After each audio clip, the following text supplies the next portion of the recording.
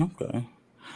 So basically, now this is going to be just open. We don't have to go in order anymore. But we spoke on a lot of the positives that y'all see of being a black woman. What are some of the negatives that come with it? Being labeled. Mhm. That was Never initially the getting. first thing that I thought of. I Being was gonna say. labeled. I can Especially tell. when I'm in an environment. If I'm in an environment where I'm just like going to a doctor's office and then somebody talks to me in a certain type of way because they assume I'm from somewhere I'm not, and I open my mouth and then they're like, oh, like taken aback. Yeah, I don't like that. I would say for me, it's definitely the preconceived notion of the behavior. You know, the oh, she's gonna be aggressive.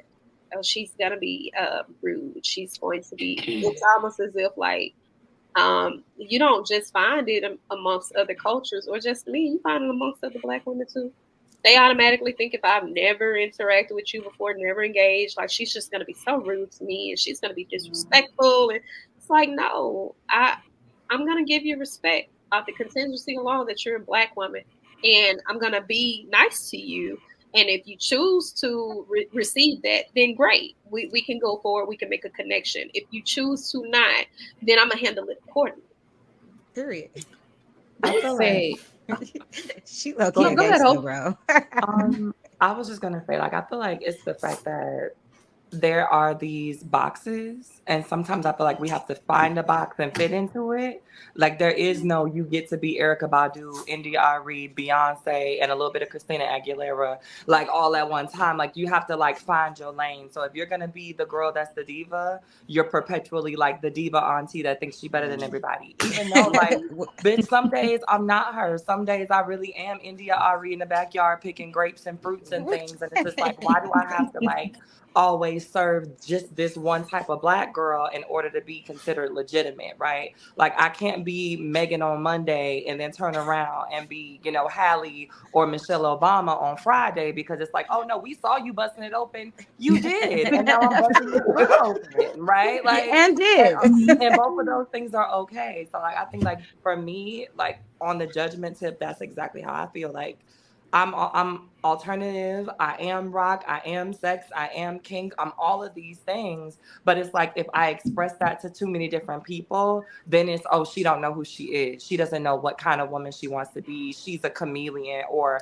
she fake. She blend in with whatever group she with at the time. And it's just like no, these are just different pieces of me that different people serve the energy for. That's all. So Yes. yeah.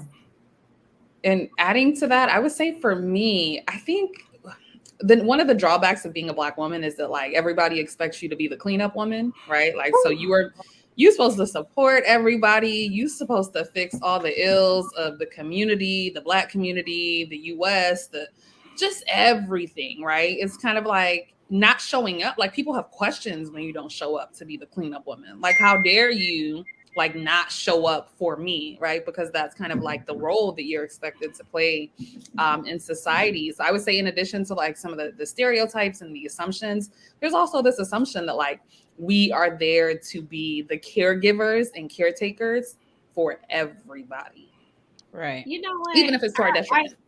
I hear you, Zimmy, and I noticed how Hope and Whitney responded to it. And honestly, I don't wear that shoe. I make it my business to prioritize me first, and I make it my business to tell people where my boundaries are as far as respecting the autonomy and respecting my time. I stopped doing that because I feel like a lot of times it comes from conditioning, and it does come Mm-hmm. from other people's expectation. A lot of times Mm-hmm. we are taking ourselves into situations where people did not ask for us and putting Mm-hmm. on that hat and saying, hey, if you need help, come over here. I will serve you. And so I stopped doing that. I stopped trying to show up and be present for everybody. And now I make them communicate if they have their needs, and those needs include me. Mm-hmm. But when you do that, do you get called aggressive or? No, I mostly get called aggressive when I am asserting myself and I'm speaking up for myself. That's when I get called aggressive. And I get called aggressive when I'm not agreeing with people. So those two things, but typically, right, like in person, I'm a very little woman. Like I'm just 5'2". I'm just 5'2". So it's not like I don't have that issue more so online than anything, or when I'm on the phone with customer service and it's a woman who don't look like this one, she's not melanated trying to try me. Then I have to go ahead and then that's when. But other than that, Gather her. Yeah. the men, I have been gaslighted by also this colored man trying to, trying to use that term. But as far as like black men and black women, that is not what I get. A lot of times, the only time I get that is when it's with the people who look like the Google backdrop when you get on the homepage. I ain't never heard it called the Google backdrop. Google backdrop. That's wild. That's wild. And But I'm going to use I it. am a little woman. I am a very little woman. A lot of times people, they undermine me. They tend to think that they know I'm gonna lack intelligence. They little kid me. I'm 5'2" too.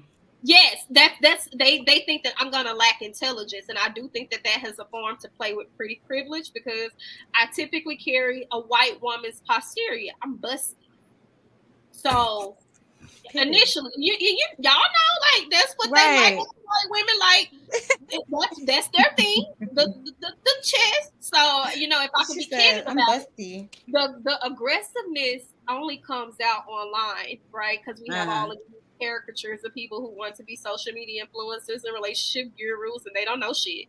And then we have the people in public, but I come from a very racist part of the country, so I'm conditioned to understanding that a lot of times when I'm asserting my boundaries, I'm getting, you ain't gotta be like that. Now you have to the guilt. They try to emotionally manipulate me into feeling bad because I said no. Yeah, but also because I don't look my age, so I get little girled a lot, and I'm like, hold on. I'm in my mid-30s, dog. Like I would not against that. Look at that black not cracking. Period. Do you hear me? So like, especially like when they try to little kid you, and you're like, I was definitely been here for a while. I've been here for a while, bro.